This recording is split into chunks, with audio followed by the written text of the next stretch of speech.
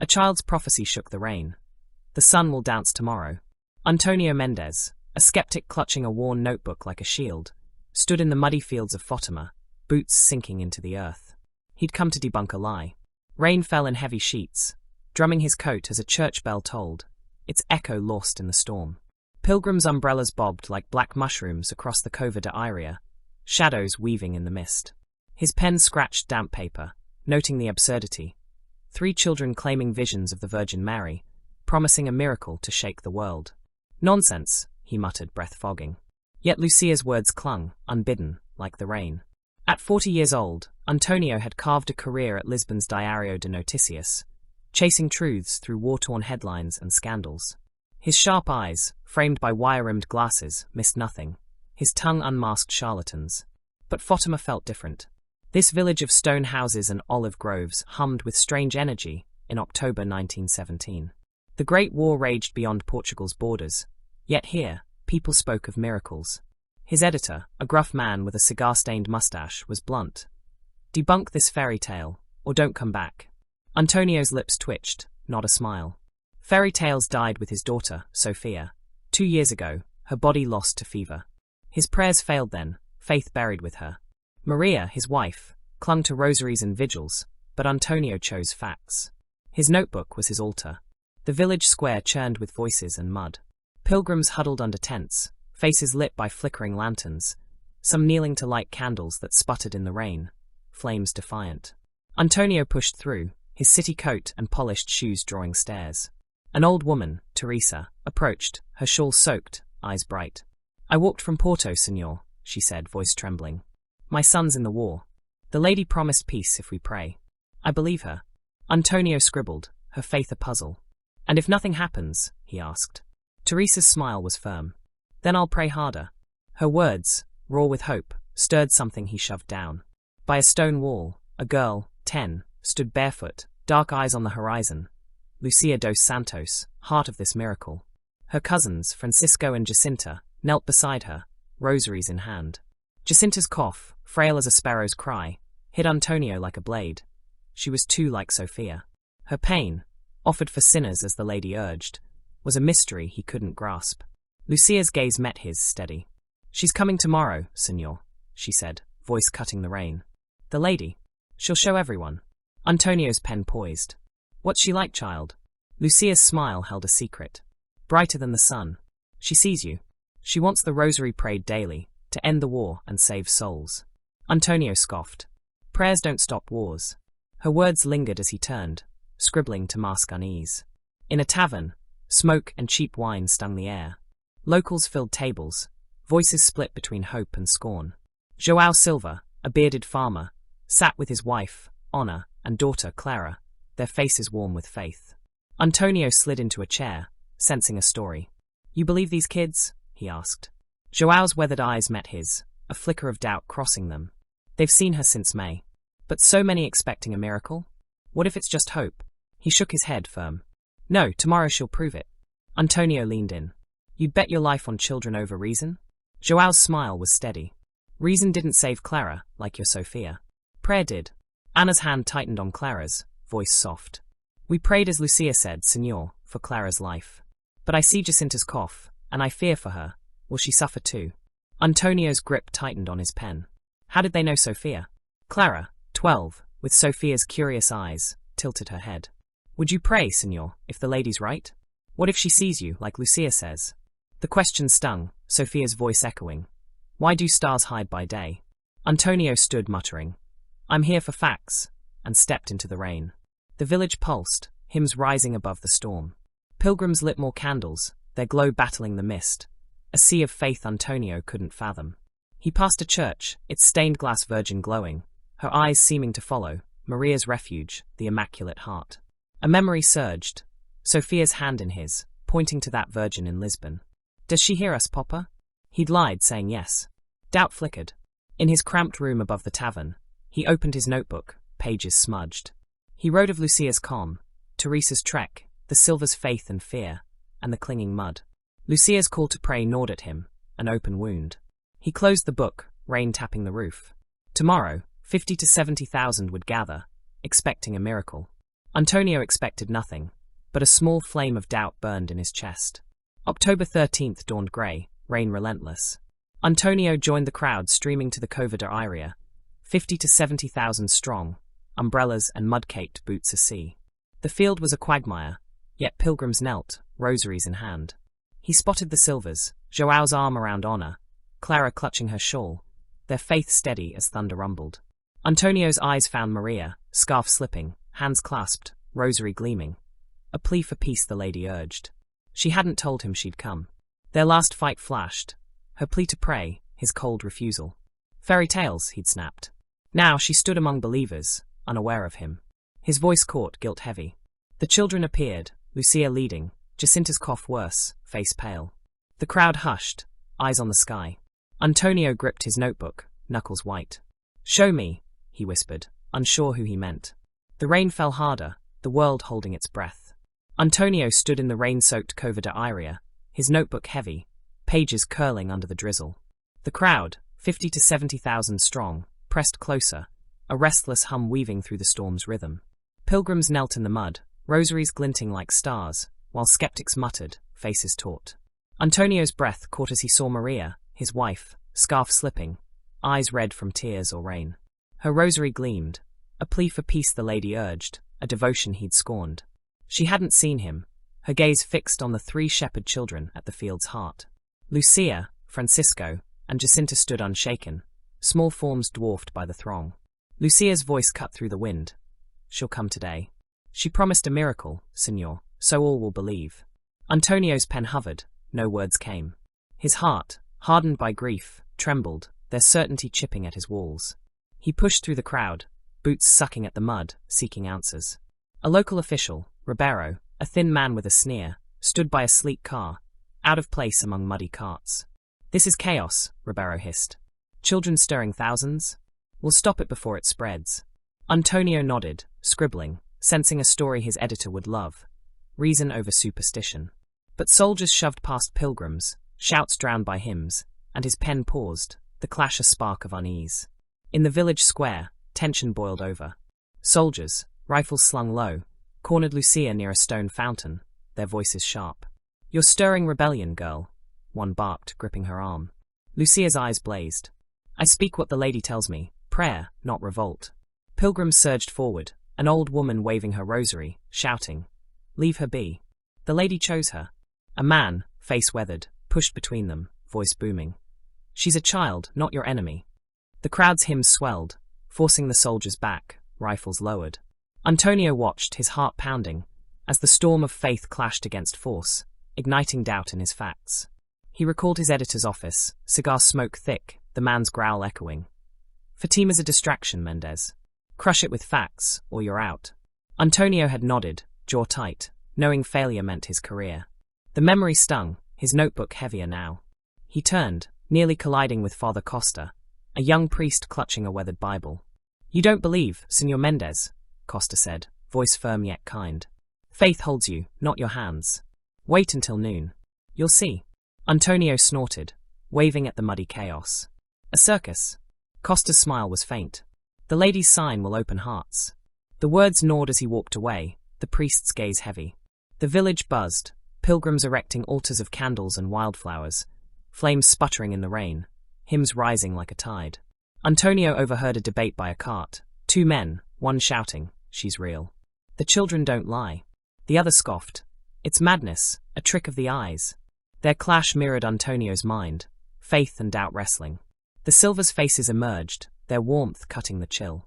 Joao waved him over, hands steady despite the storm. Join us, Senor, he called. Honor offered bread, her smile tired. Clara peered at Antonio, eyes sharp. Writing about the lady? She asked, voice soft over the rain. Antonio hesitated, her Sophia-like gaze dulling his edge. Writing the truth, he said, words hollow. Joao chuckled, clapping his shoulder. Truth's bigger than your book, friend. I wonder sometimes if she hears us, but Clara's alive, so I trust. His voice dropped, a shadow crossing his face. But this miracle, drawing thousands, soldiers? What if the lady's call brings trouble to Fatima? Antonio paused, Joao's doubt mirroring his own. They invited him to supper, and Antonio, against judgment, agreed, trailing them to a stone cottage, roof sagging under the rain. Inside, the silver home was warm, with a thick stew and the scent of wood smoke. A candle flickered, light dancing on Clara's face as she set bowls. Antonio sat, coat dripping, notebook an uninvited guest. Honor spoke softly, hands trembling. Clara was sick, like your Sophia, senor. We prayed as Lucia said for her life. The lady's our shelter. But I see Jacinta's cough, and I fear for Clara. Will she suffer too? Her voice broke, fear raw. Antonio's jaw tightened at Sophia's name. Doctors couldn't explain her healing, João added, eyes steady. We didn't need them to. Clara looked up, stirring her stew. Would you pray, senor, if the lady's right? Antonio's throat closed, Maria's voice echoing. Her tearful plea to pray, her rosary a lifeline he'd ignored years ago. I don't know, he managed, voice rough. The candle wavered, mirroring his doubt. A memory surged. Maria's eyes, red from crying, begging him to kneel with her as Sophia faded. We can still hope, she'd whispered. He'd turned away, slamming the door, faith a stranger. Their fight drove a wedge, widened by silent months. Now, in the Silvers' home, that wedge shifted. Clara's question lingered, João's gaze piercing. You're here for a reason, senor, João said, voice low. Not just a story. Antonio stood muttering. I'm here for facts, and stepped into the rain, the candle's glow fading, a warmth he couldn't shake. Outside, Clara caught him, braving the storm. You don't believe, senor, she said, eyes fierce. But what if Sophia sees the lady too? Antonio froze, her words a dagger, Maria's face flashing. Her hope, not her grief. He muttered, go back inside. But her challenge burned, a spark in his doubt. Back in the village, rumors swirled. Officials might arrest the children, fearing rebellion. Antonio's pen quickened, but Lucia's calm eyes haunted him. He found her kneeling in a field, Francisco and Jacinta beside her. Jacinta's cough worsened, her frame trembling, her pain offered as the lady asked. Aren't you afraid? Antonio asked, crouching. Lucia's gaze was steady. The lady said to offer our suffering, senor. Jacinta's cough, my fear, it's for sinners. Antonio scoffed, hand shaking as he wrote. Suffering doesn't save anyone. But the rain blurred his ink, Maria's voice whispering. We can still hope. Lucia added softly. She showed us dark things, senor. We can't tell, but it's why we trust her. Her words, a hint of secrets, chilled him. That night, in his cramped room above the tavern, Antonio couldn't sleep, rain battering the roof. His notebook's smudged pages held the children's tale. Visions of a lady brighter than the sun, calling for rosaries, suffering, a miracle on October 13th. Thousands believed, but Antonio saw delusion. Yet Lucia's secrets, the Silver's faith, Maria's prayers, and Clara's challenge gnawed at him. He closed his eyes, Maria's plea echoing from before their loss. Does she hear us, Papa? Sophia had asked. He'd lied, saying yes. Now doubt stirred. A knock startled him. Clara, soaked, holding a rosary. Mama said you might need this, she said, eyes bright. Antonio took it, beads cool, and didn't scoff, a crack in his doubt. Dawn brought heavier rain, the Cova de Iria a sea of mud. Antonio joined the crowd, 50 to 70,000, hymns defying the storm. Maria appeared, scarf slipping, face alight with hope, rosary moving through her fingers. Their eyes met, the world stilling. Antonio, she whispered, stepping closer. You're here. Her voice broke, pain from their silence raw. Fairy tales, he said, the old jab slipping out. Maria's eyes welled. Hope, she countered firm. The lady told Lucia to pray for sinners. I'm praying for us. She turned to the crowd, leaving him with his words. Antonio's chest tightened, guilt mingling with doubt grown from Lucia's secrets. The children stood at the field's center, silhouettes against the grey sky. Lucia raised her hands, the crowd hushed, air thick. Antonio gripped his notebook, heart pounding. Show me, he muttered, voice lost in the rain. The clouds thickened, and the world held its breath. The rain pounded the Cova de Iria, a relentless curtain turning the field into a sea of mud. Antonio stood among 50 to 70,000 souls, his coat heavy with water, his notebook a sodden weight. The crowd's murmurs swelled and faded, hope and doubt clashing with the storm's roar. At the field's heart, Lucia, Francisco, and Jacinta knelt, small forms dwarfed by pilgrims. Lucia's eyes were fixed on the sky, serene amid chaos. Jacinta's cough, sharp and frail, offered for sinners as the lady urged, pierced Antonio's chest. Sophia's cough had echoed so. Maria stood nearby, scarf fallen, hands clasped, rosary gleaming with prayers for peace. Her words, I'm praying for us, burned in his ears. The air crackled, the world teetering on something vast. Antonio's pen hovered, still. His gaze darted to the clouds, his whisper faint. "If you're there, show me." A hush fell as Lucia raised her hand. "She's here," she said, voice clear as a bell. Francisco and Jacinta nodded, faces alight with something Antonio couldn't name. The rain slowed, stopped, silence sudden like a held breath. Antonio's gaze lifted, heart stuttering. Clouds parted, a jagged tear, and the sun emerged, a spinning wheel of silver and gold. Colors bled from its edges, crimson, violet, sapphire, alive, pulsing. Gasps rippled. A priest, rosary trembling, whispered fervent prayers. A skeptic, face ashen, dropped his hat, muttering, "This can't be." Children pointed, eyes wide, their voices a chorus of awe. A farmer stomped his boots, dry now, shouting, "The mud's gone." A woman gasped, seeing a child's face in the light, her shawl clutched tight, echoing Antonio's vision of Sophia. The sun danced, twisting in patterns no star could trace, lurching toward earth. Screams erupted, pilgrims dropping to their knees, but Antonio stood frozen, notebook slipping into the mud. Clara tugged his sleeve, voice trembling. "You see it, senor." This was not a question. The sun spun faster, beams fracturing into hues of fire and ice. Antonio's breath caught as Maria's face glowed golden, tears streaming. She reached skyward, lips moving in prayer for sinners, as the lady asked. The ground, slick moments ago, was dry, air warm like summer. Pilgrims shouted, some joyous, others terrified, as the sun zigzagged, a celestial flame defying reason. His editor's voice, demanding facts, clashed with the sight. Maria's memory surged, her tearful plea to pray years ago, her rosary a lifeline he'd ignored. The sun flared, and Sophia's face appeared in the crowd, smiling, not in pain but joy. His knees buckled, sinking him to the ground, hands trembling. Clara's rosary pressed into his palm, beads warm, a haven from the lady's call. The vision lasted 10 minutes, time unmoored. The sun slowed, settling into a quiet orb in a clear sky. The crowd erupted, prayers and cries overlapping. João Silva hoisted Clara onto his shoulders, her laughter mingling with Anna's sobs, her face pale with fear for her daughter, whispering, "Please, not like Jacinta." Antonio turned to Maria, their eyes locking across the sea of faces. Her scarf lay in the mud, hair loose, the woman he'd married, not grief's stranger. He stumbled toward her, the crowd parting.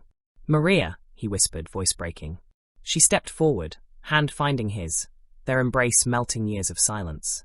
Her warmth was a refuge. "I'm sorry," he said, muffled against her shoulder. "I stopped believing." Maria's fingers tightened. "You're here," she said, a lifeline. The sun's light lingered, a promise. Antonio looked to the children, kneeling radiant. Lucia's eyes met his, her smile knowing. Jacinta's cough softened, her hand in Francisco's, her sacrifice enduring.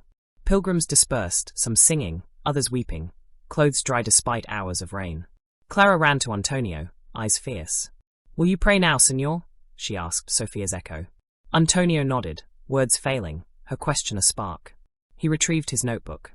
Many pages were ruined, but he didn't care. Father Costa stood nearby, Bible open, face alight. "You saw it, Senor Mendes," he said. Antonio nodded, throat tight. "Something." Costa smiled. "Write what you felt." Antonio glanced at Maria, then the Silvers hugging Clara, their laughter a melody against fading echoes. He knew his story, not his editor's debunking, but a truth that cracked him open. As dusk fell, Antonio wandered the cove alone, mud caking his boots. The field, once a quagmire, felt sacred, air warm. He clutched the rosary, beads a weight he hadn't scoffed at. Maria's plea echoed, her hope a light he'd dimmed. He paused by an olive tree, raindrops glistening. Maria found him, rosary in hand. "Antonio," she said, voice soft, "we can pray together again. For Sophia, for us." He met her gaze, the wedge crumbling. "I want to try," he said, voice raw. She squeezed his hand, faith a thread to the lady's call. That night, at a rickety desk, a candle cast shadows across fresh paper. Antonio's pen moved, slow then urgent. He wrote of the sun's dance, its colors painting the sky, the crowd's awe, farmers, priests, skeptics united. He described Lucia's certainty, Jacinta's frail courage, the Silver's warmth, Maria's hope. Lucia's promise, months old, rang true at noon, a miracle for all to believe. Her field words haunted him. Dark visions, wars if prayers failed. Years later, her memoirs would reveal a fiery torment, a war tied to Russia's fate, a call for consecration. Antonio wrote of Jacinta's cough, an offering for sinners, his own grief a step toward the lady's call. Facts anchored him. 50 to 70,000 witnesses, farmers to professors. O Seculo's Avelino de Almeida, a skeptic, wrote of the sun's movements, words tinged with cautious awe. The ground dried in moments, no scientist could explain. He paused, Costa's words echoing, "Faith holds you." He set the rosary down, beads catching candlelight, and wrote on. The article blended awe and evidence. Antonio noted the crowd's testimonies, consistent across thousands. A Coimbra professor detailed the sun's colors, ruling out hallucination. A farmer's wife showed her shawl, dry as bone. No telescope saw a solar shift on October 13, 1917, silencing natural theories. The church probed for 13 years, declaring it a miracle in 1930. His words carried his heart, each line a step toward the faith he'd buried with Sophia. Clara's question, "Will you pray now?" had no answer then, but now he knew. The sun's dance was a call, piercing his grief. Maria's hand, the silver's prayers, they showed him a way back. The candle flickered, nearly spent, and Antonio paused, rosary in sight. He didn't pray, but warmth stirred, Maria's hope echoing.